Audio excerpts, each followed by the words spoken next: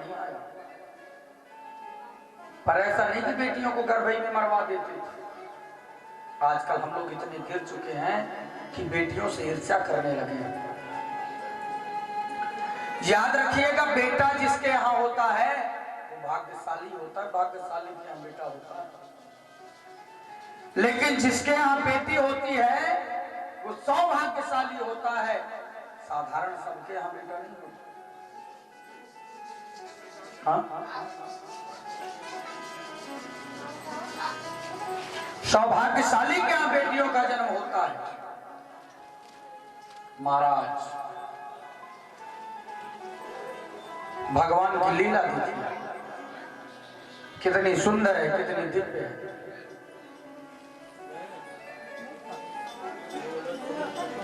नौ बेटियां हो गई। अब 10वें संतान के रूप में स्वयं कपिल देव भगवान का प्रादुर्भाव हुआ, प्राकट्य हुआ। बोले कपिल देव भगवान की। कपिल देव भगवान का दर्शन किया।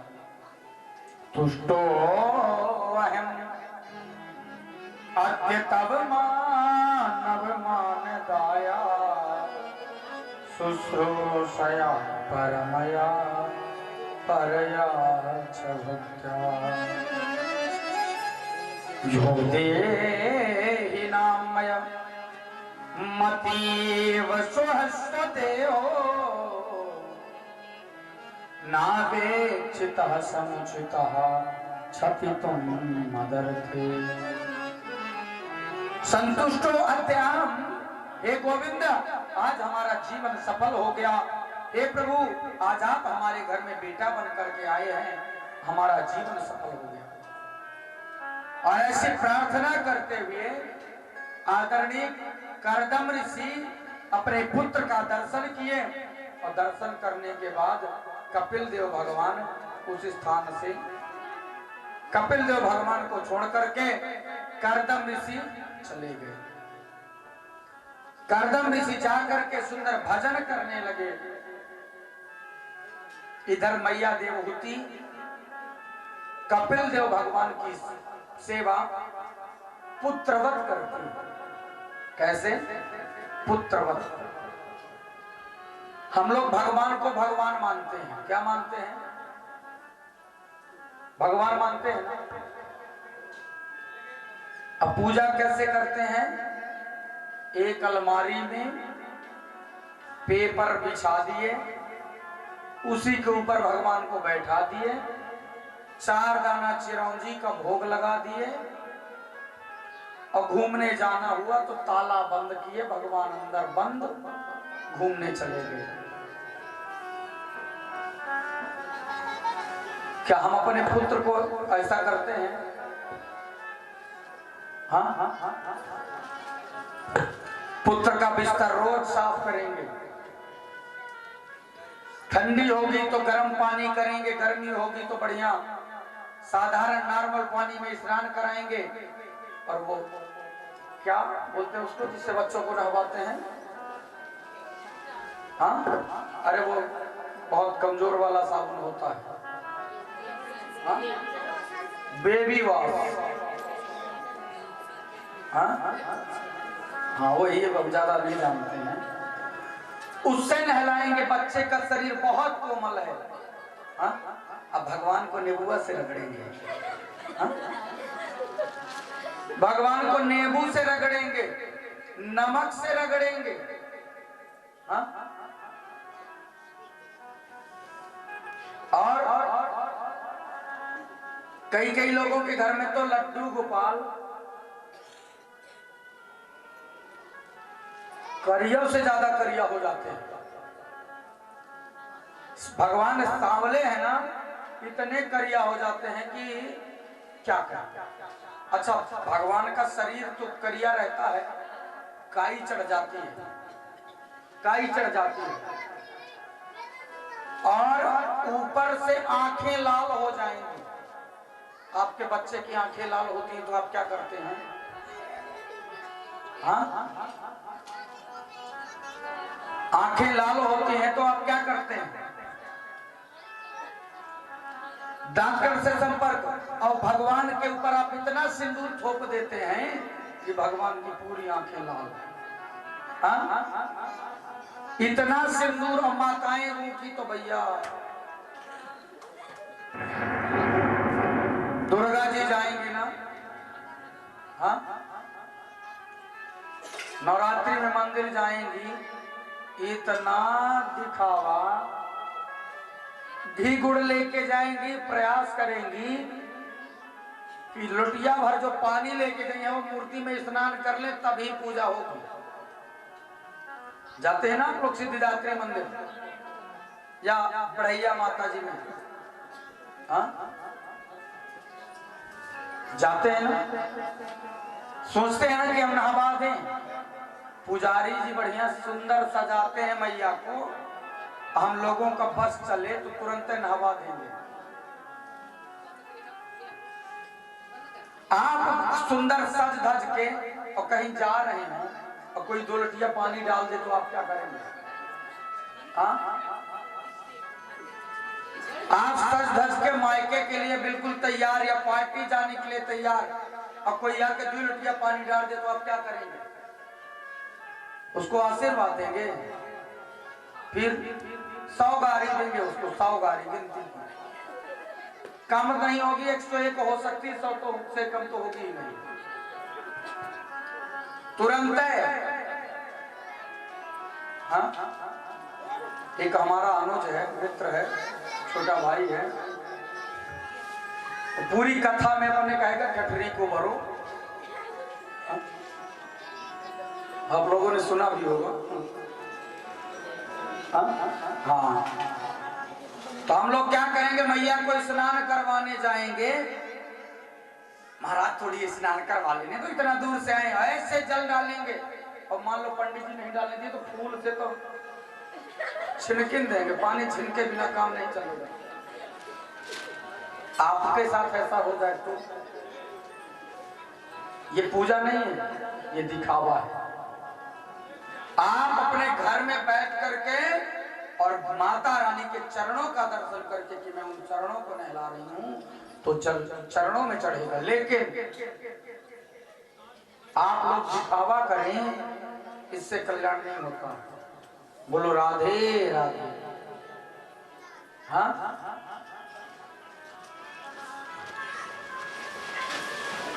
ध्यान दीजिए, भाव से सुनिए और बढ़िया से।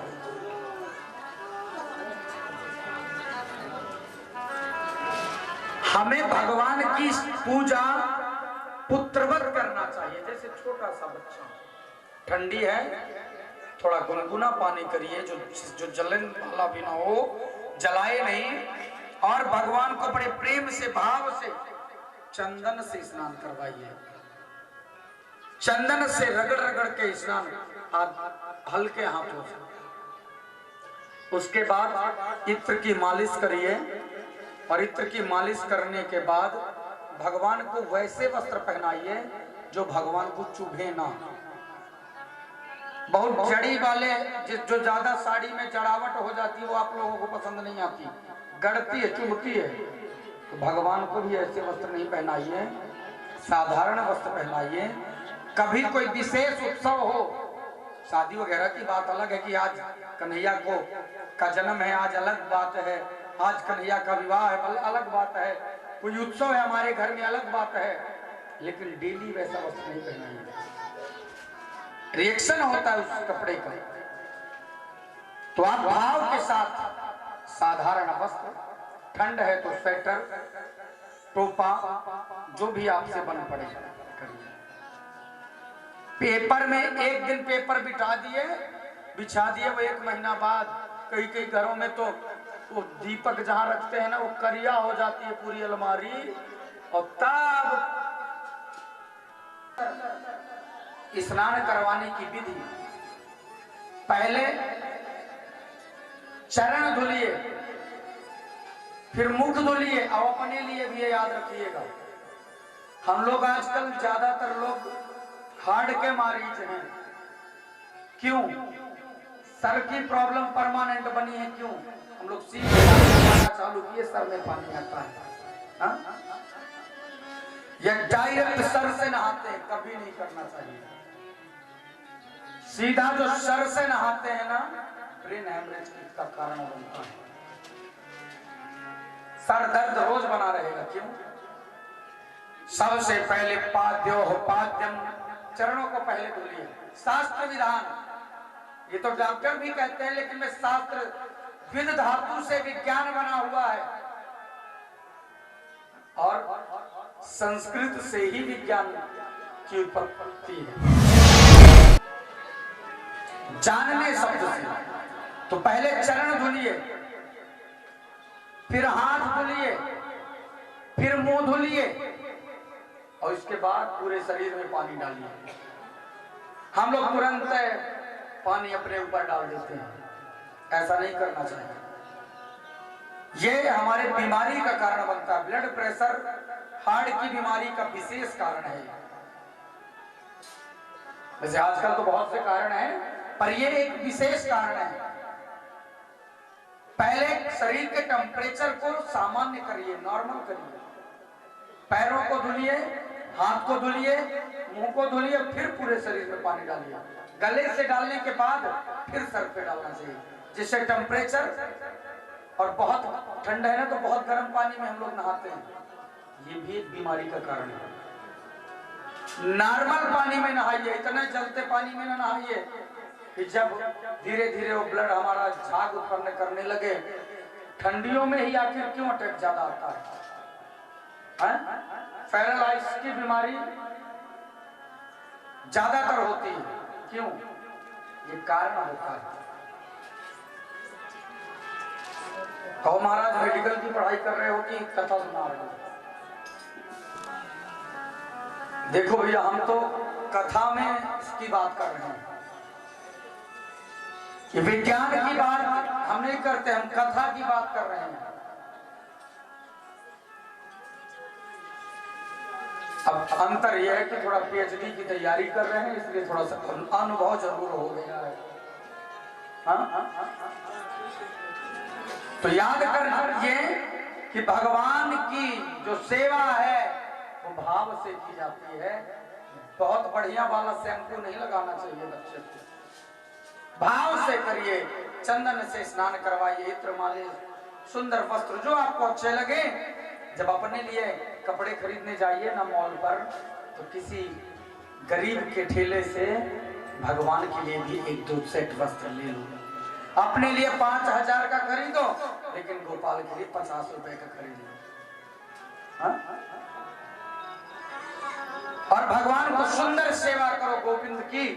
और जीवन में जिसकी कमी हो, आपके यहाँ पुत्र की कमी हो, पुत्र रूप में जो आपके जीवन में रिश्ता कम हो, मित्र बना लो, पुत्र बना लो, पति बना लो, सखा बना लो, जो आपकी इच्छा पड़े, जो बनाओगे भगवान बन जाएंगे। उस भाव से सेवा करो। और पूरे रिश्ते आपके पास हैं तो भगवान को अपना छोटा पुत्र बनाओ, छोटा बेटा बना करके और भगवान की सेवा करिए। और उसके बाद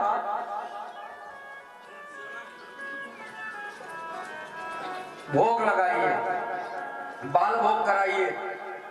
ऐसा नहीं कि चाय का भोग भगवान को नहीं लगता।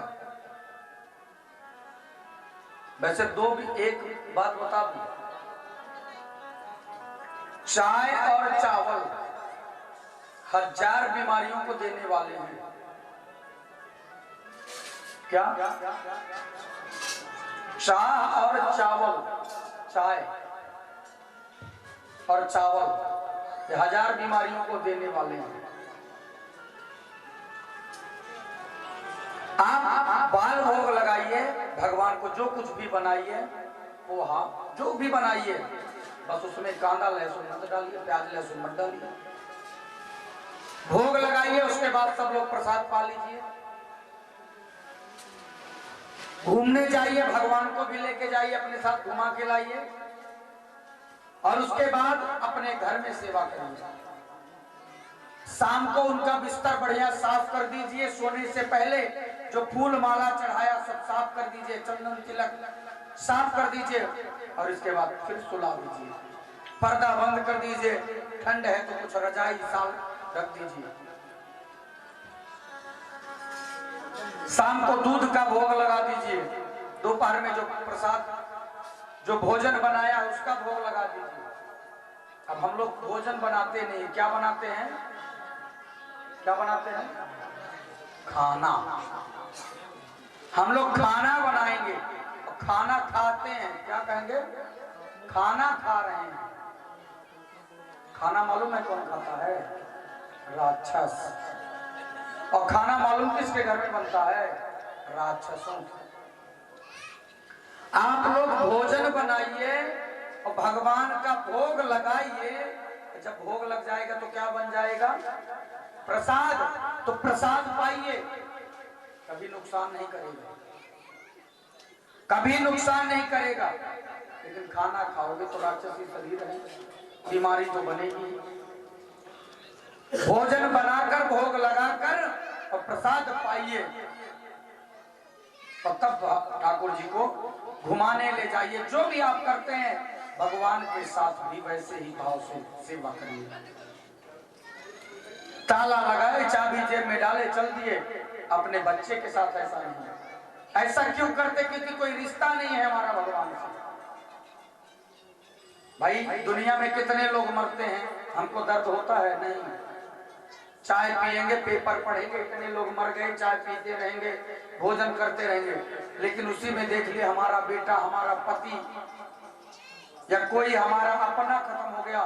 पेपर टीवी में जो न्यूज देख रहे हैं ब्रेकिंग, वो समाप्त हो जाती है, रोना चालू क्यों? पहले भी इंसान ही मरे हैं, अभी भी इंसान।